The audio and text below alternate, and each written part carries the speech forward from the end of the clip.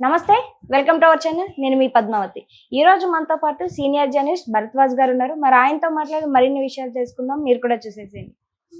నమస్కారం సార్. నమస్కారం సార్, త్రివిక్రమ్ గారు మరియు అల్లు అర్జున్ గారి కాంబినేషన్ లో 4th సినిమా రాబోతుంది. అయితే వీరిద్దరి కాంబినేషన్ లో గతంలో వచ్చిన 3 సినిమాలు అందరికీ తెలిసిందే. జులై కావచ్చు, సన్ ఆఫ్ సత్యమూర్తి కావచ్చు, అలా వైకుంఠపురం కావచ్చు. కాబట్టి ఈ వీరిద్దరి కాంబినేషన్ లో వచ్చిన ఈ 3 సినిమాలు కూడా సూపర్ హిట్ గా నిలిచాయి. మరి రాబోతున్న 4వ సినిమాని మనం ఏ విధంగా ఊహించవచ్చు? మరి స్టోరీ ఏ విధంగా ఉంటుందని మనం ఒక ఎక్స్పెక్టేషన్ కి రావచ్చు అంటారు? అంటే ఈ మధ్య అల్లు అర్జున్ మార్కెట్ గతంలో లాగా లేదు కదమ్మా. ఇప్పుడు త్రివిక్రమ్ గతంలో సినిమాలు చేసినప్పుడు అతని మార్కెట్ లోకల్ మార్కెట్ గానే ఉండింది. ఏది అలవైకుంఠపురంలో సినిమా వచ్చినప్పుడు కూడా అల్లు అర్జున్ లోకల్ మార్కెట్. పుష్ప తర్వాత అతని మార్కెట్ విస్తరించింది. జాతీయ మార్కెట్లో అతను ప్రస్తుతం అంటే వాళ్ళు చెప్తున్న లెక్కల ప్రకారం బాహుబలి రికార్డులను కూడా దాటింది అనేది చెప్తున్నారు. కాబట్టి ఇప్పుడు అల్లు అర్జున్తో సినిమా తీసేవాళ్ళు లోకల్ మార్కెట్ కోసమే సినిమా తీయాలని అనుకోరు. కాబట్టి ఇప్పుడు త్రివిక్రమ్ శ్రీనివాస్ అల్లు అర్జున్తో సినిమా తీస్తే గతంలో తీసినటువంటి సబ్జెక్టులతో సినిమా తీయటం కుదరదు. అందుకని ఆయన ఇప్పుడు పౌరాణిక నేపథ్యాన్ని ఎంచుకుంటున్నట్టుగా కనిపిస్తోంది. అంటే ఒక రకంగా కార్తికేయుడి కథ అంటే కుమారస్వామి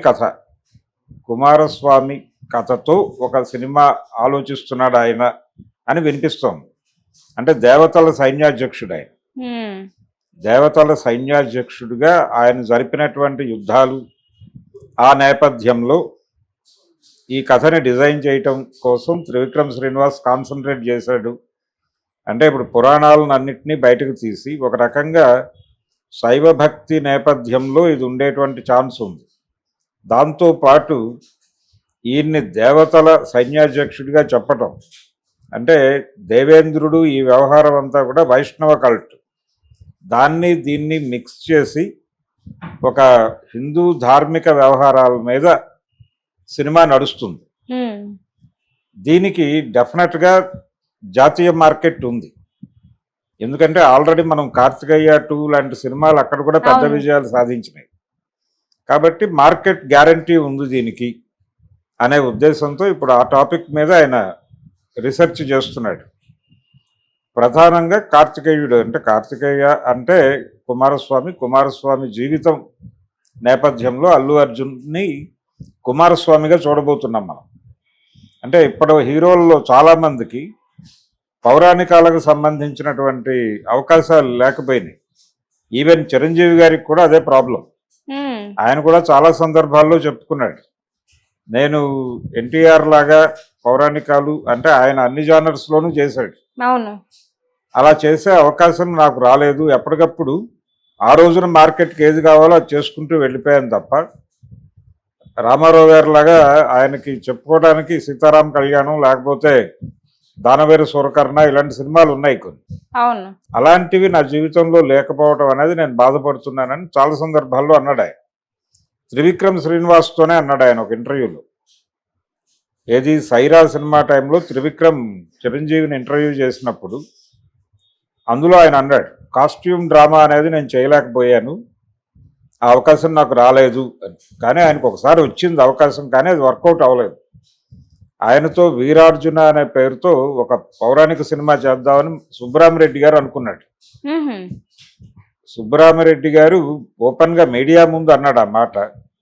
అది పేపర్లో వచ్చింది. అయితే స్ట్రైట్ రౌడీలో ఆయనతో అర్జునుడి గెటప్ వేయించారు. అది బాగుంది అనే అభిప్రాయం కూడా చాలామంది వ్యక్తం చేశారు. దాంతో వీరార్జున అనే టైటిల్ అనౌన్స్ చేశాడు ఆయన. కానీ ఆ ప్రాజెక్ట్ ముందుకు ఆగిపోయింది రకరకాల కారణాల చేత. అలా ఆయన పౌరాణికాలు చేయలేదు అనే ఒక బాధ, పెయిన్ ఉంది ఆయనకి.